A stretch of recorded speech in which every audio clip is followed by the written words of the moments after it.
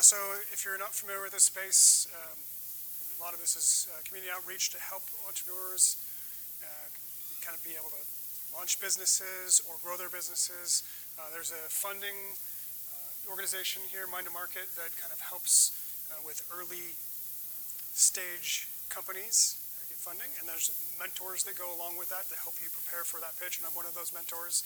And I also give this talk about once a month as an after hours, 2-hour session. So I've tried to pare it down here. I think I've timed it about right, but if I go too quickly or I skip over something and you have questions, feel free to stop me anytime, okay? All right. So, my name is Jason Carver, and I am a Superhero Academy trainer. So we won't get into that too much, but one of the keys here that I like to use is when we think of customers in terms of kind of customer or client, it really removes all of the humanity from that kind of experience. And so what I like to do is treat our customers of what they are, our heroes, and we're here to serve our heroes. And so you'll see why that, some of the areas why that flows through. We won't have as much time to go into that. So I formed a company called LackStack, and I create online training programs, or am creating, I should say, and coaching to go along with that. So I've packaged a bunch of my coaching materials. Some of those are what we'll be discussing today, and really helps focus on entrepreneurial product startups, but the concepts we always talk about today fit whether you're an entrepreneur, whether you're an existing business, whether you are struggling with gaining more clients, changing your marketing pitch, your offer, any of those kinds of things. These are universal and apply. Because everybody has to get customers. We have to find a solution and then give them a product. Product could be a packaged service as well. So when we get through these processes, there's a couple different phases that we go through. The first is ideation, and there was a Lunch and Learn a few weeks back, maybe a month or so back, around that. And I have a free course around ideation if you're interested, lackstack.com/ideation. And then today's is around validation. So I'm showing these as distinct pieces, but they really overlap. Validation, you'll find ways of putting it into every step that you do during your daily activities once you see how powerful it can be. And I'm working on a validation free course. If you go to this URL, you can sign up, and I'll have the longer version of this there in the coming weeks. So what I do is talk about these in 3 different categories: the problem space, the solution space, and the action space. Excuse me. The problem space is where we have to understand the problem that the customer is trying to get rid of, right?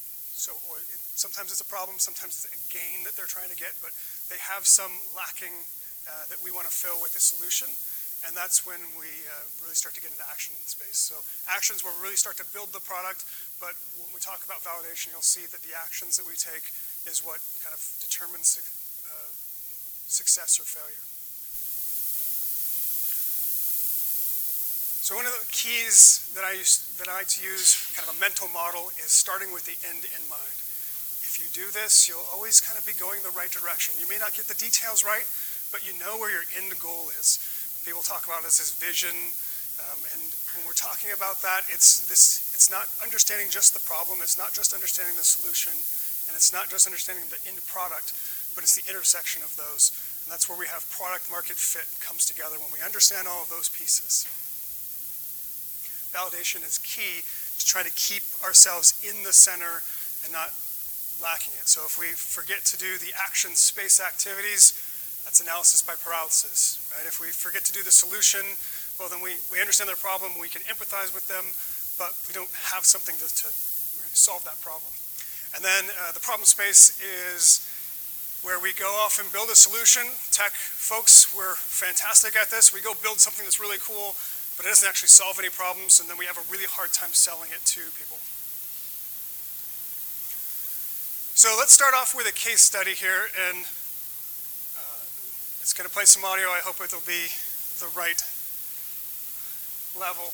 So we're going to start off with a case study. You'll see what the case study is pretty quick, but it starts off with a scientist who goes home one night and his wife asks, "Did you stop smoking?" And he's like, "No." So it happens a couple of days, and he starts to realize that the compound that he's working on at work actually is eliminating the odor of the smoke smell. And so it's making her believe that the smoke smell was not on his clothing. So clearly, if you can eliminate odor, you've got a gold mine, right? So what part of those three do we talk about? Action space, problem space, and the solution space. Where did this story start? Solution, right? So we don't necessarily know what problem we're solving. We're taking a leap at a problem saying odor, right? Now, if we were to, that's not specific enough because I need to really drive it down to a specific problem that a specific person has, because what do we pay for? We pay to solve those problems. Okay, but they went back into the lab and they perfected this compound, spent about $1 million to bring it to market. So we'll look at some of their advertisements and you'll see again what the product is, and we'll see how this evolves as they recognize that they had a good solution, but they didn't have a problem they were trying to do, and they really struggled in the marketplace. So the first thing that they did is they brought it to market in 6 small areas. Didn't go wide adoption, which is great. This is a technique from validation. I want to test in some certain areas, see if I need to tweak my messaging, tweak my product. So they went doing it by the book. What they found was one of their customers had them kind of coming back, was willing to tell their story of why they love this product so much. The story they told was a ranger who had to deal with skunks often. And when they were dealing with the skunks, it followed her home. It was on her clothes. It got into her car. It was in her house. She couldn't invite people over. She couldn't have a love life. Her job took over everything because this odor followed her around. So she's in tears, basically recounting, is like, I'm going on the dates for the first time in so many years. This changed my life. Now, if you bring a product to market and you have somebody at tears, you're probably onto something. Unfortunately, as they continued to go week by week, they saw their sales dwindling, and they put $1 million into this product and almost killed it. So let's look at some of their first advertisements here.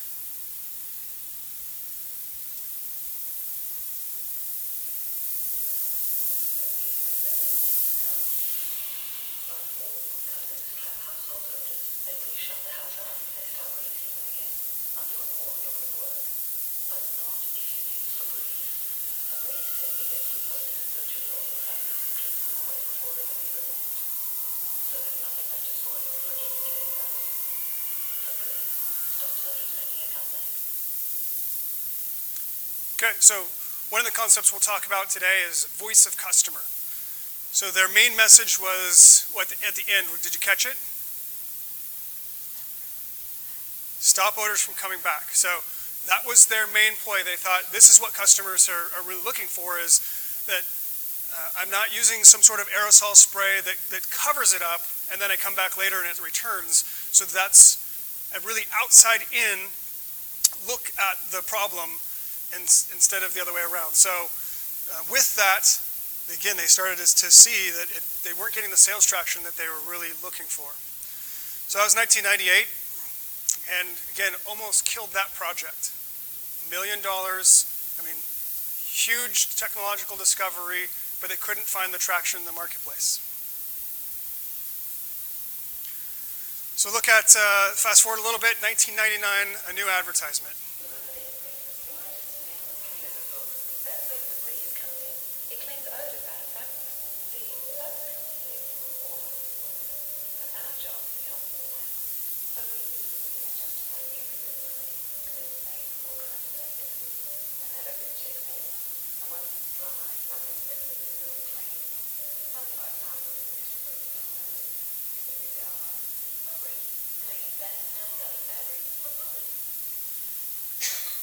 So their marketing main pitch, still very similar. It's a permanent solution. You started hearing some of the benefits. I would say those are product benefits, not necessarily outcome benefits that they were trying to sell there. So as we fast forward a little bit, they're getting closer. They're starting to see that, okay, this is starting to represent a little bit, but I'm not quite still seeing the traction that I want. So they're doing all the right things. They're going out and talking to customers. They're recording those sessions. And one of the technicians that was watching those recorded sessions started to see something across multiple recordings, and started to realize that there was a subtle trigger that was happening that they could really use to represent the voice of the customer. So in the case of the voice of the customer, what we want to do is capture the way they talk about the problem. If we can talk in those same terms, immediately resonates with them. Have you ever talked to somebody and they're like, wow, it's like you're in my head? That's what we're searching for. So fast forward a few years, 2002, and see if you can pick it up.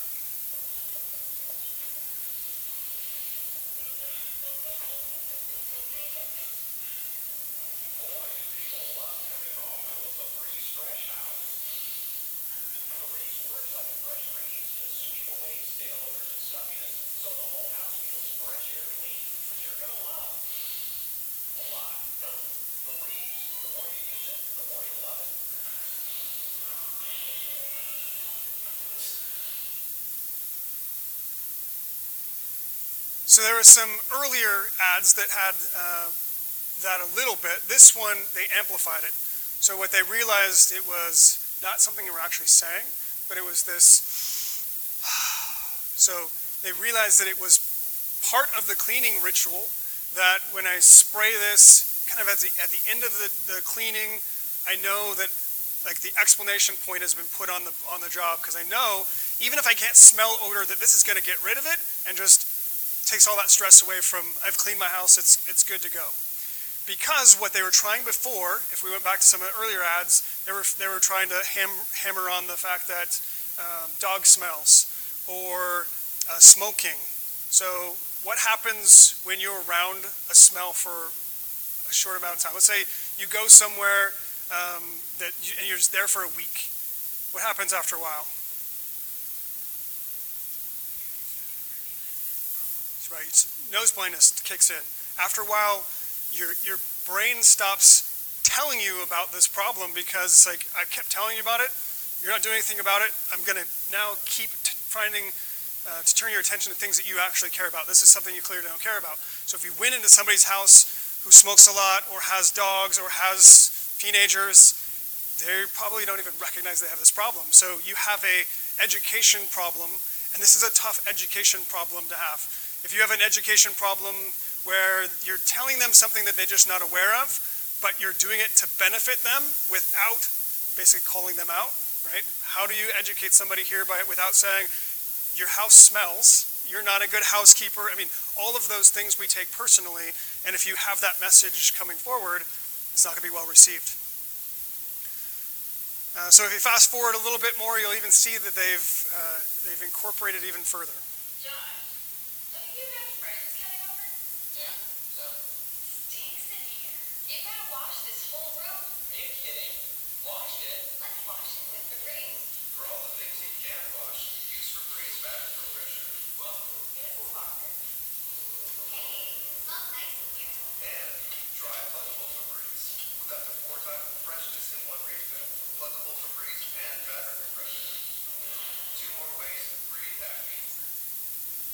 Did you see the logo?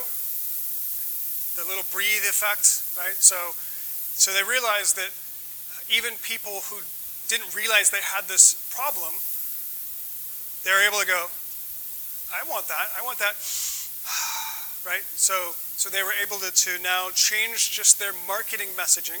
They're still talking about the same problems, smelly teenagers, dogs, those kind of things that are not internal, that people don't internalize and say, they can separate the problem from themselves. And so they were able to turn this around, and now it's $1 billion industry with all their different add-ons that they have. We'll skip this one. So they were able to turn that around. Now, they did it the hard way, which is sometimes it happens. We find a technological advancement and we're going to try to bring it to market, and then we have to say, what problems does this solve? This is kind of the think tank method. It's a valid option, but you do have to now connect it to a problem. They should have tried to do this before they went and built the product. But very smart, the actual thing that they did when they built it is they said, well, here's all the things that people hate with this category. Like, I don't like the smells of all of these. They leave residue, all those types of things. And so what they did is they came back, and when they formulated the product, they took those benefits and tried to create a product. It says, okay, well, it doesn't have a smell, and that actually didn't resonate in the market. They actually had to put smell back into it, just because if I can't see it, it's all on faith. How do I know if I'm nose blind, I spray this, if it's not actually providing a smell? So that was another trigger that they had to add back into the product. So why do we need to validate? Very easily, this $1 billion potential could have been shut down after spending $1 million investing in it. Well, we're probably not dealing with that type of money, but time is a very valuable asset, and every second that we're going the wrong direction is time wasted. So again, if we know where we're going at the end, then we'll kind of wander in the right direction, and we may get off course a little bit, but we're on the right path. How do we know if we're on the right path?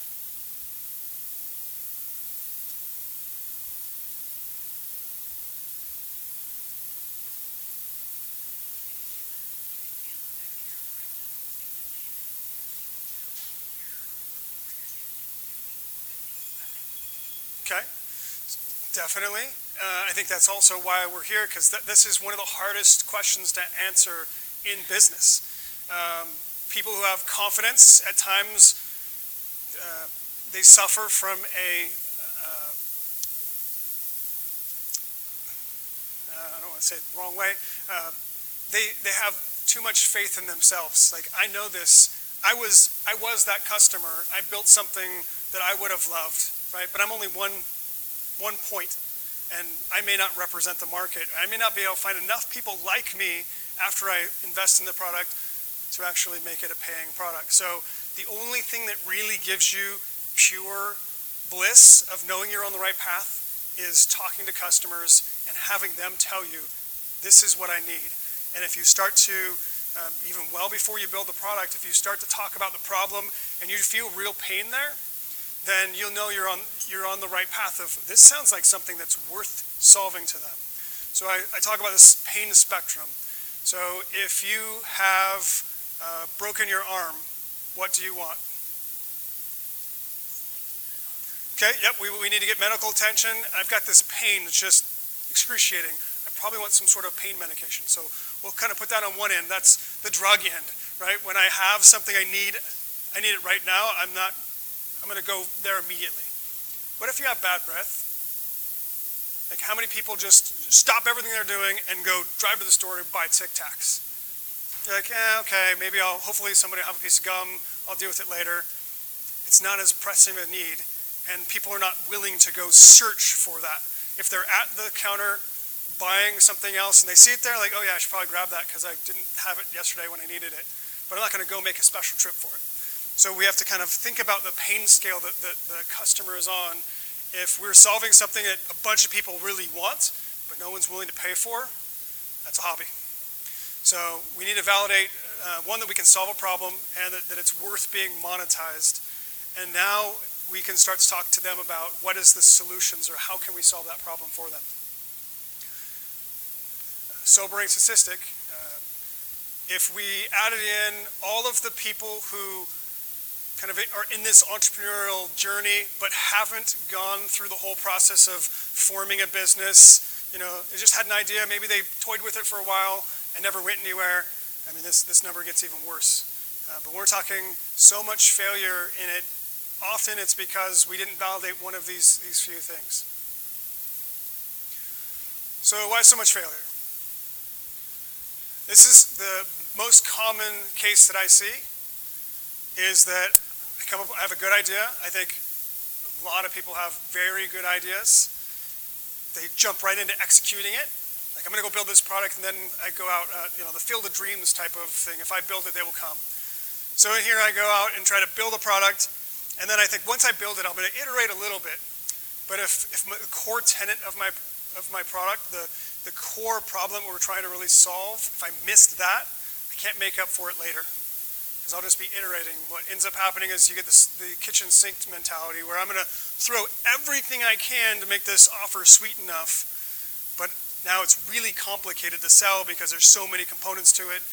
If I just hone down and really understand the core essence of the problem they're trying to solve it as simply as possible, my sales cycle gets a lot easier because I don't have to sell them on a lot of benefits. I'm selling them on the core benefit, and it touches a nerve so quickly that they're willing to jump right in and make that purchase. I can add other things, but those other things now become upsells, and so I'm getting paid for it, not trying to add more value just to get that initial purchase.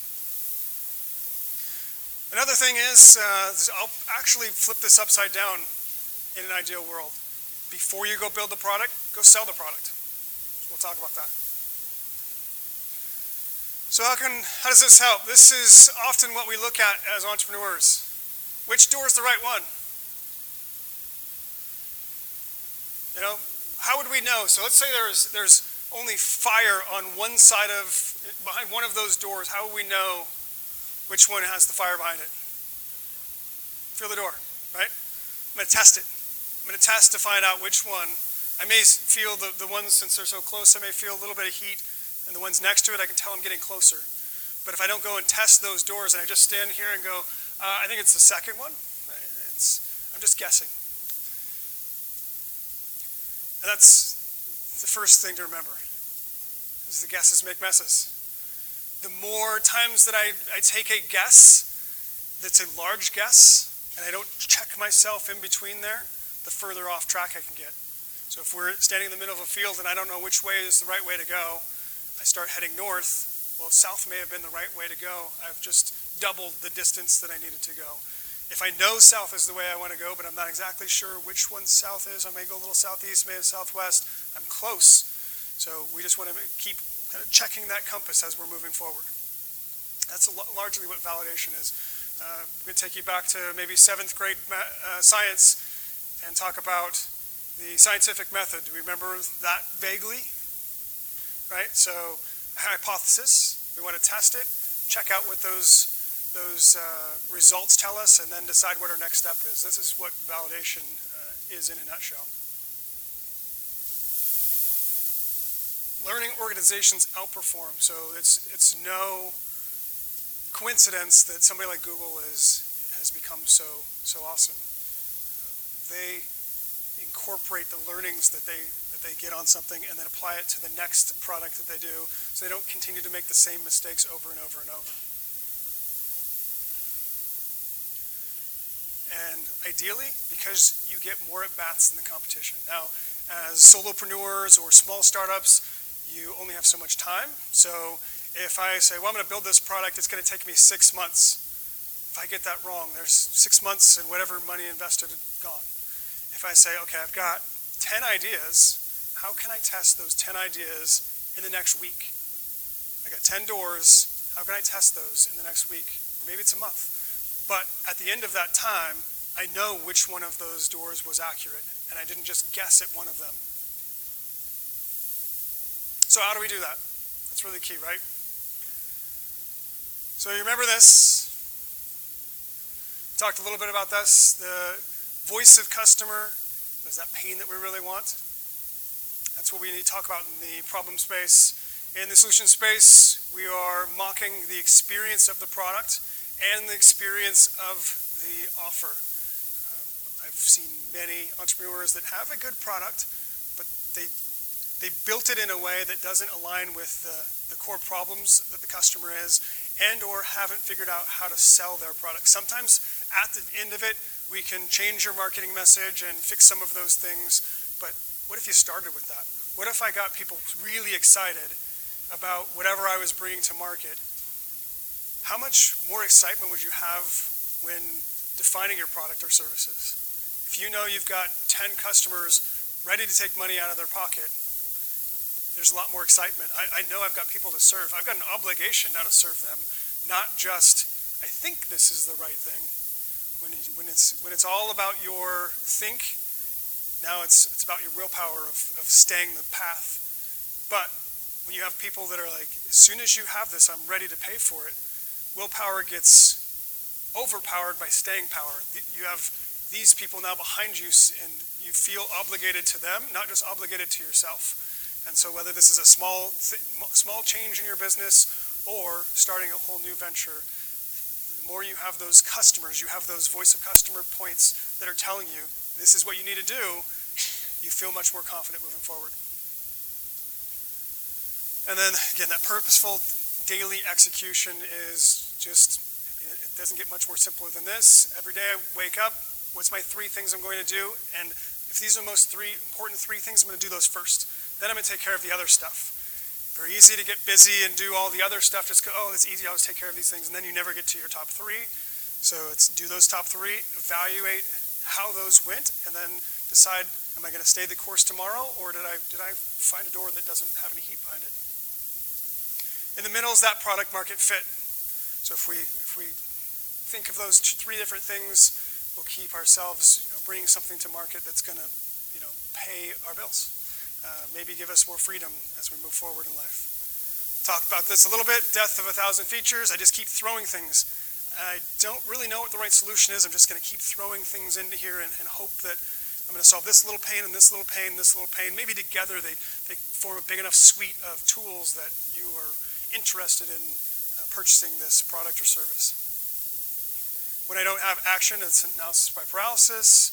And my favorite is what I call SWAP, solutioning without a problem. Gets to be very easy. It's, again, a hobby. I've got something I'm really passionate about building, but we really want to get passionate about solving customer problems. So voice of the customer interview, as I mentioned, this is something that I dive a little bit deeper into in the after hours. This will be part of that free course. So there's a quick little script of questions that you can ask people. And that's the key here is you got to talk to prospective customers. I see a lot of people building things in a laboratory and they never go out and actually interface with a client. Again, once you have those people that have validated your idea and you hear this pain over and over and over, you know you're on the right path. So we'll start with something that's a little easier for everybody. I don't think I mentioned this too much on the buyer side. So hero side, so this is different perspectives. There's a number of more that come into this, but I'll just focus on these 3. So if you can solve for these 3 different dimensions, you have a very compelling offer. The hero is, again, the person that we're serving. If you think of Star Wars, that's Luke Skywalker. So in our role, we are going to be Yoda, right? We're the mentor to the hero. If you think of your relationship with your customer that way, it changes the game fundamentally. You will then think about serving them instead of just providing them a product. It helps define a way of thinking that brings empathy into the conversation. They're driven by gut feelings, right? I have a problem, I need to go do this. Often not a lot of trying to rationalize the actual purchase. That's where the buyer comes in, where they're trying to rationalize the value for the money. And so that's an area we have to think about from a logical perspective. Does this offer make sense? Not only did we solve the problem, but does this offer make sense? Is it a fair value trade? And the one that usually gets forgotten, and it's okay if you just solve those first 2, you can have a very successful business. But if you want something that kind of becomes viral, you really need to tap into the fan side of your customer base. These are the folks that are kind of driven by their heart, and they want that good feeling story to kind of, like they're joining a movement is one way to think about it. So if we think, who has pink license plate surrounders in town where they sell cars? What was that? AutoNation. What's the tagline on it? I think Dave Smith does as well. It's like Drive Pink. So it's a tribute to breast cancer. So every purchase, they give you this, but they also make a donation, right? When you go to it's a large chain, it's a hotel, and on check-in they give you a cookie. Boom. So when you walked into there, Is that solving one of your pains? No, right? Does it help you justify the cost? Not really. So it's not on the hero or the buyer, but from a fan perspective, how many people did you tell about that experience? Right? Yeah. So they're like, we want you to feel like you're at home. This is a fresh baked cookie. Sometimes it's not quite as fresh, but right? It's an experience. You're like, I didn't expect this. This was free value, not even value in a monetary, but it spoke to me. So you went and told people. That becomes viral. So you want to tap into something that's either like in your user base or your customer base that's important to them, whether that be some sort of movement. Like let's say you are a cupcake company, and part of that is you're always going to have to package those cupcakes into something. But can we tap into that and make it biodegradable or something good for the environment? Maybe if you at the bottom of this is a seed, and if you fold this up and you plant it, it's a tree. I mean, you could do some really cool things where you're giving back and being. Now, if I go to sell things, so some of them you don't want to tell them you're doing, because that's the surprise factor. If you told them, I'm going to give you a cookie every time, and you didn't get that cookie, you're going to go tell other people, but it's not going to be for the right reasons. So you want to be careful about it, but other times it's, hey, come join the movement. We're going to solve this really big thing, and I want you to be part of it. That's really, again, taps into that fan base side of it. So those are 3 dimensions that we want to look for in our testimonials, and that's what we're going to do here. So, of course, you should go interview customers. There's a very specific way of interviewing customers, so they don't tell you what you want to hear. Because if you go to your grandmother and you say, am I attractive, what do they say? Sure, honey, right? They can't tell you anything bad. It's your grandparents. But even if you went to your, let's say your enemy, and you said, hey, am I attractive? I still want to tell you bad news. Unless they're really mean, and then they can kind of do it. So you have to ask it in a certain way so that they give you unbiased feedback. So in testimonials, often you're going to get unbiased feedback. So this could be actual testimonials. This could be comments. So if we go read product reviews on Amazon, let's say you're going to bring a product to market, you can go look at the competitors' comments. Often I skip the 5s and I skip the 1s. I'm looking at the 3s and the 2s, because you're going to get a little bit more honest feedback, and you're going to get things that maybe they're not doing as well that you should be incorporating into your product. So maybe you're talking about the 4s, and you're like, oh, I see some of the benefits that they have here, but I'm also seeing some of the negative sides. So now I know a little bit more about what I should be doing. Again, this is still kind of a laboratory approach, because I'm not necessarily going and talking to customers, but it's still hearing the voice of the customer. So we're kind of eavesdropping on that conversation. So if we look at this here, here's just 3 that I picked. And what I'm looking for is for evidence of what the hero thinks, the buyer thinks, and if there's any fan-based. And a simple way to do this, I print this off, I bring 3 highlighters, and I highlight it. So anything that the hero thought is in yellow, orange, fan, and the buyer is in green. Now, if I look at 1, it's not telling me enough. If I look at 30, and I start to see the same phrase being used over and over and over, I know I've got something. If I believe it's only communicating, so in the second one, assisting my business in our expansion. So if I think, okay, I think that's really the buyer, but I keep seeing it over and over and over, I probably want to use it in my marketing material, but it may not be enough, because I'm only solving the buyer side of it. I really need to still answer for the hero side of it as well. One of the best examples that I have here is I was working with a private school in the area, and they were trying to figure out how do we bring our student population up for the next season. So we were looking at it. It's like, okay, well, let's just look at your testimonials. So when we looked at it, we realized a couple of things. First, 50% of their testimonials came from grandparents. Didn't realize this. They didn't know their customer avatar was 50% parent, 50% grandparent.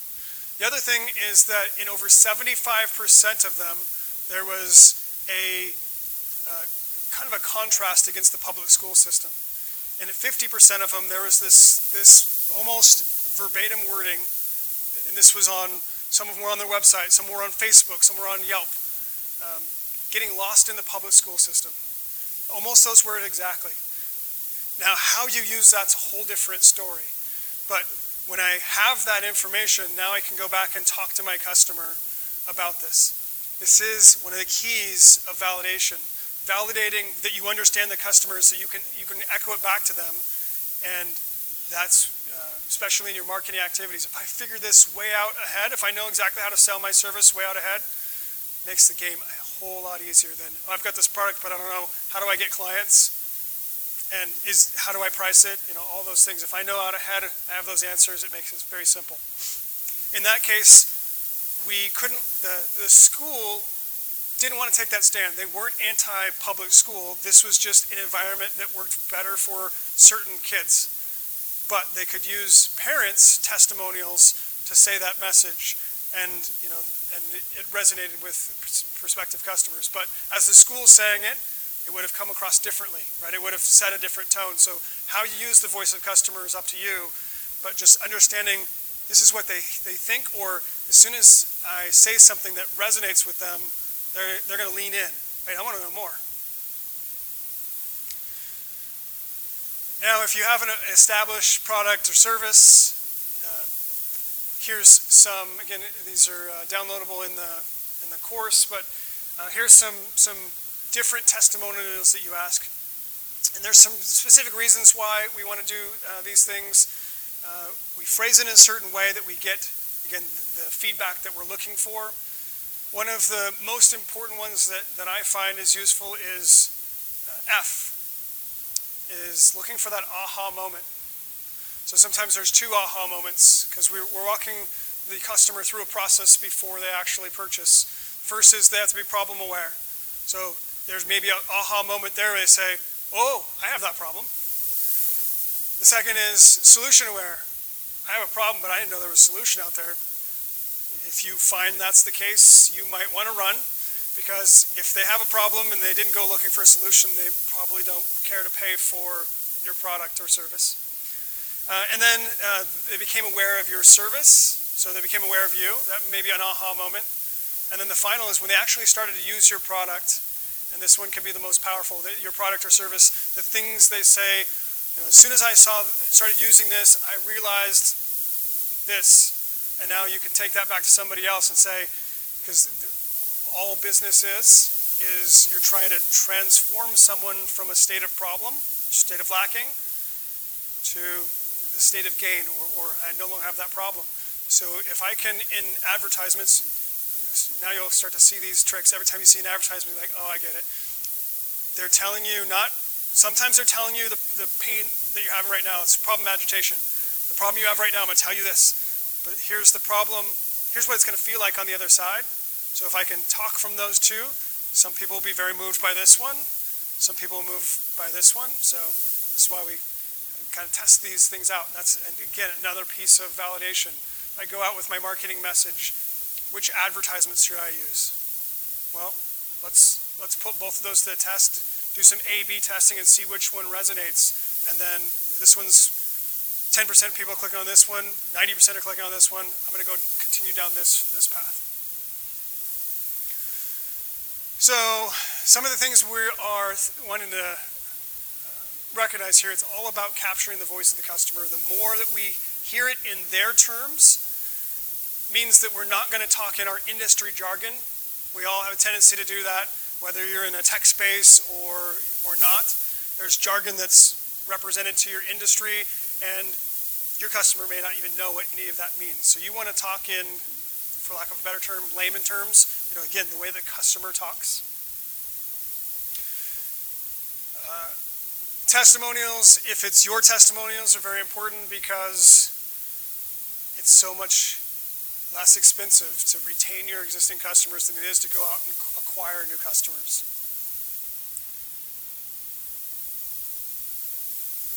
Okay, so how do we do some of this? So mocking experiences. There's lots of times and places to do this. So one can be, let's say I've got a new venture or a new product offering or service offering, I don't know if I should do this or not. Before I invest in it, how do I present this scenario to a prospective customer to see if they say, yeah, that's a great idea.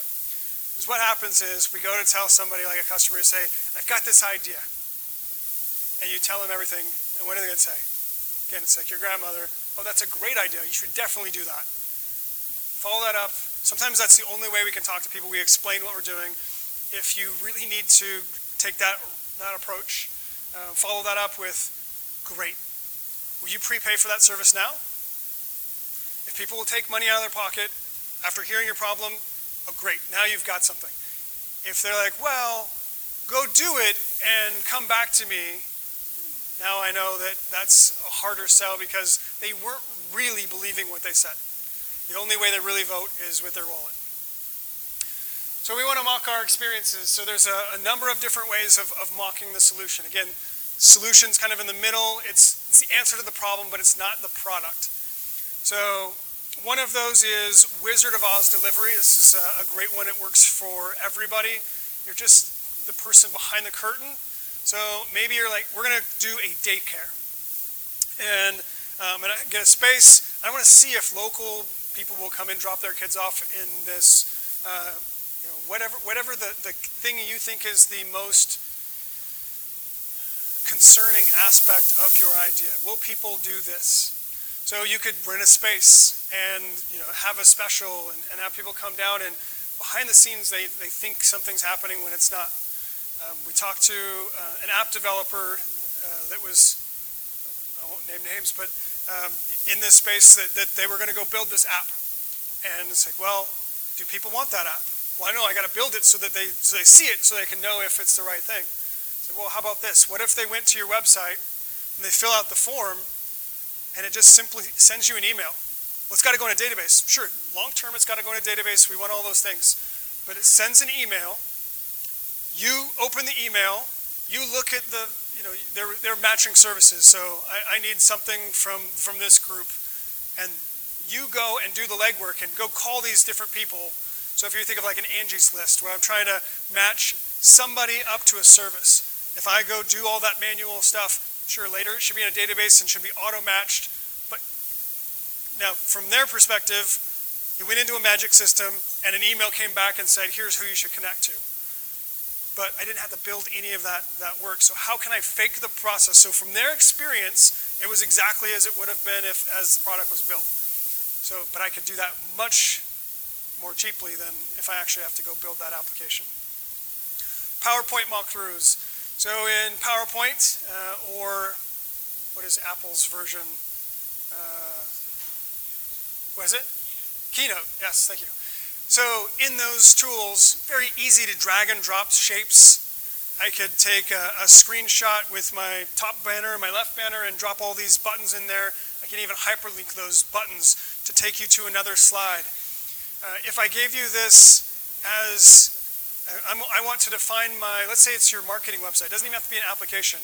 I'm going to define what this looks like. I'm going to hyperlink all these buttons so that it goes around so I get the experience of what my application might be like.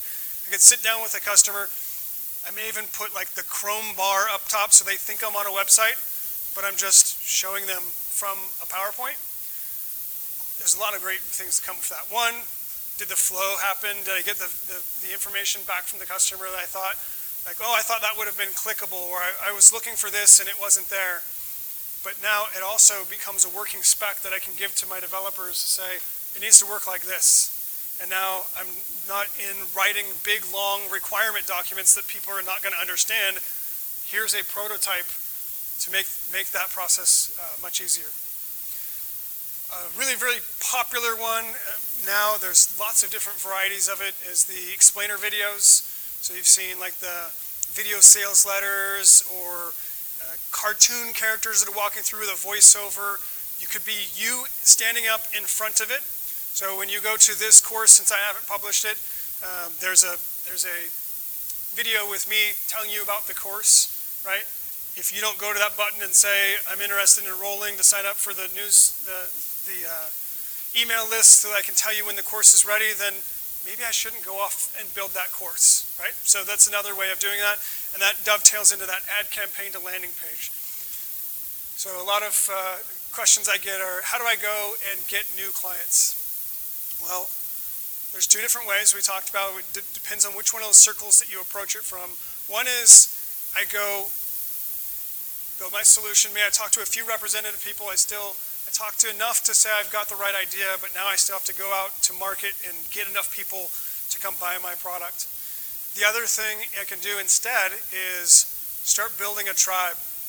Using something like this ad campaign to landing page, a Facebook page, start talking about this, start collecting people who are curious as well about that same problem, serving that community with information for free.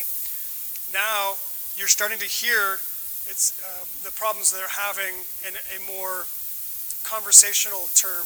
Instead of having to go out and interview them, they can hear those different things. So again, voice of customer, but I've also got a built-in sales audience.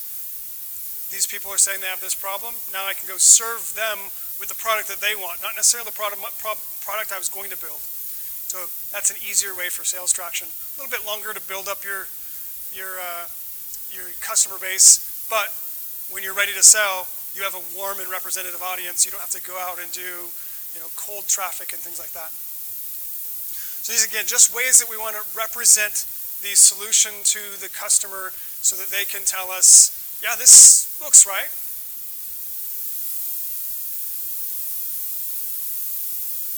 In each of these, you're kind of trying to get to that MVP state or prototype state. And all this is telling us, green light or red light? Should I keep building this or do I not? Anybody here building physical products? Okay? You get it wrong, you could have here's the struggle with physical products. Let's say I want to build a prototype. That can be pretty expensive. Now to bring that cost down, if I order in bulk, I get a whole bunch of them. But if I miss the mark, now I've got a whole bunch of things that I can't figure out how to sell. So this is super important to get this right. In software, things have become so easy. I can build apps on WordPress. I can build them in Appian. I can do all these different things. Just quickly throw a prototype together to see if it works. It may not scale to 10 million users, but I've got something, and now I can go build it up. But with physical, it becomes very hard, and with services, again, becomes very easy as well because most of it's a lot of the behind the curtain anyways, so I can mock those out. If you're interested, there's a Lunch and Learn coming up on September 4th around Agile software development. It walks you kind of through the Agile software process. There's a lot of validation concepts packed into that as well. And even if you're not building an app, like I say, a mobile app or a website or a software as a service, and you're just trying to figure out, okay, well, I need to do a marketing reface coming up, and how do I help manage that process? This is not necessarily for software developers. There's software concepts in there, but it also for people, the kind of the business users that may need to do that. So Shane Sullivan teaches that, a great instructor for that course. So if you're interested, sign up for that.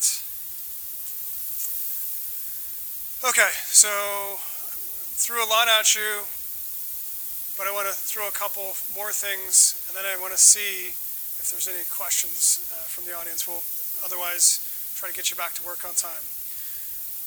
It requires action to be an entrepreneur, right? But if that action's in the wrong direction, we're going to get very frustrated and quickly give up.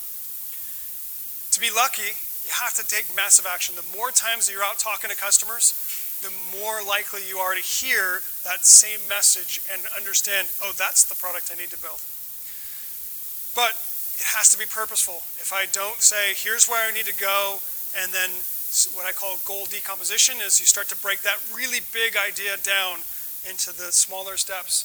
Okay, I'm going to be out here in a year. What do I need to be in 6 months? What do I need to be in a quarter? What do I need to do this week to keep myself on track? And then for each of those, there's assumptions that you're making about each of those steps. So then the first assumption that I'll help you challenge is when you create that plan, ask yourself, how can I do this faster? This will start to get you into those, thinking of those mock experiences. how can I test this idea faster or this portion of it? The faster we can get that validation back from the customer that says, wow, this is great, can I buy this now? The faster we get really energized about that and want to bring that package to the customer. So, hopefully, you keep on that path. You find yourself in that centerpiece.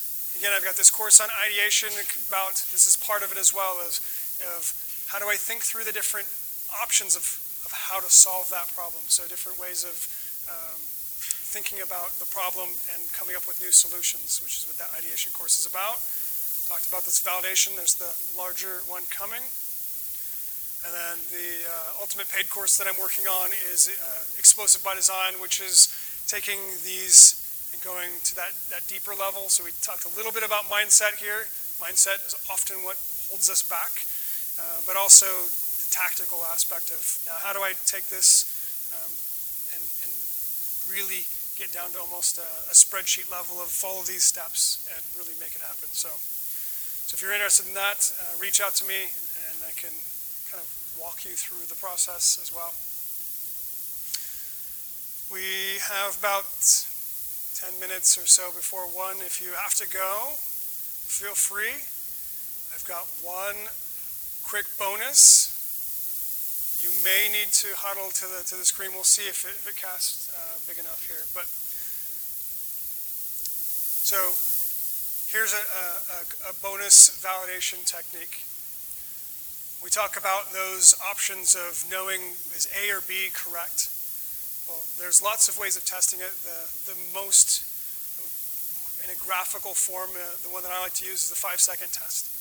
So in most scenarios, you have 5 seconds to catch someone's attention to decide if they want to continue to dive into it, whether that be a Facebook post, whether that be a Facebook advertisement, a YouTube advertisement, any of those things, or your website. They're looking really quickly, oh, this doesn't resonate with me, moving on. Unless they really have a pain, do they really want to dive through all of the details that you have available, but you really need to boil this up, and that's where that voice of customer is so important. So similar to that case study I talked to you about with the school, here's a couple of different websites to try to resonate, landing pages for those websites, and we're going to kind of just look at them and see which do you think is starting to lean the right direction. So again, 5 seconds.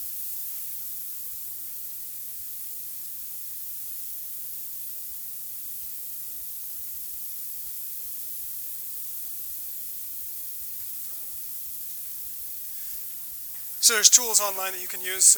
One's called 5-second test, and you upload an image and you walk through the process. And you can send somebody to it, and then immediately ask them to write in some information. You can have some prompts to them. So I would sit down with a client and say, okay, let's look at this. What's the takeaway? What did you just look at?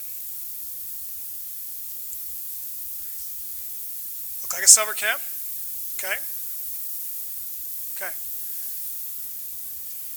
What's that? Okay. So this is the interesting thing, is you start to see some of it starts to be where everybody gets the same message. At times, everybody's getting a different message. As we get to the third one, I think we'll start to see some widely different opinions. So a second evaluation. So that is a website. I just went and found it. It's not the one I was looking at. And then it created kind of taking that same message and trying to simplify it down. So let's look at this one.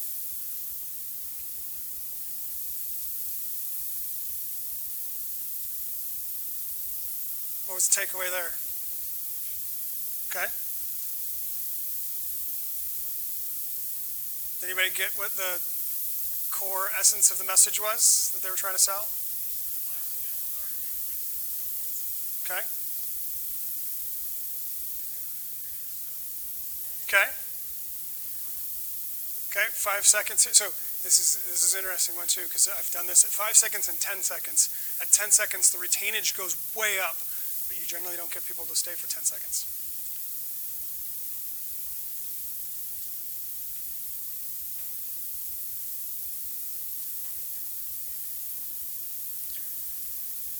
Okay, so there's these three different options.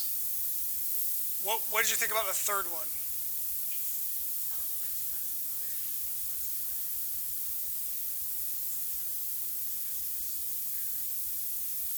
Okay.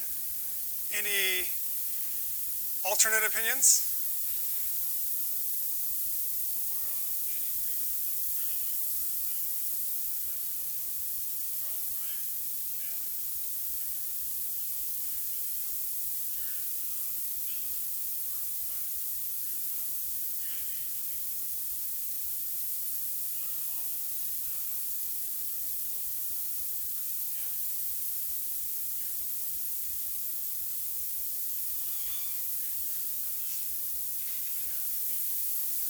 Yep. So that definitely factors in. So that third one is really good for like a lead magnet. So if I were to do that ad campaign to a, so it's got download our free guide to the top 10 questions you should ask your teacher at conference time. So if that was my lead magnet and I was landing you here, then it's a really good crisp message, but it doesn't tell me anything about you. But what I'm trying to do is capture your email address, give you some material that's going to say a lot about us in a non-direct way. And so that one would work much better for that type of environment. There's some changes we'd have to make to this one up here. There's no clear call to action. There's a couple of green buttons. There's a lot of green, but there's no clear call to action. What are you trying to get me to do? So there's some different things we'd have to think about there. Sometimes the child here looks too lonely, right? All these other ones talked about showed teamwork, or we attributed teamwork to that picture. And this one's like, I don't want them to be lost, in themselves. I want them still to be working with people. So test. So when in doubt, test it out. And it's really the only way that you can tell. We come up with our pet ideas, like, this is exactly it, I know it. And then you go and talk to somebody like, they got a whole different message out of this. So the more you want to keep trying that, and as many times, like we talk about A/B testing, it's really easy in a lot of software applications. Try to use it as much as possible so that you can see which way those go. Google Analytics, even if you don't know it, there's resources around here that can help walk you through how to use those types of things to find out if you're really resonating with your marketplace. Okay. So if you have to go, it was a pleasure having you. If you have questions, I'll be here for a little while. All right. Thank you.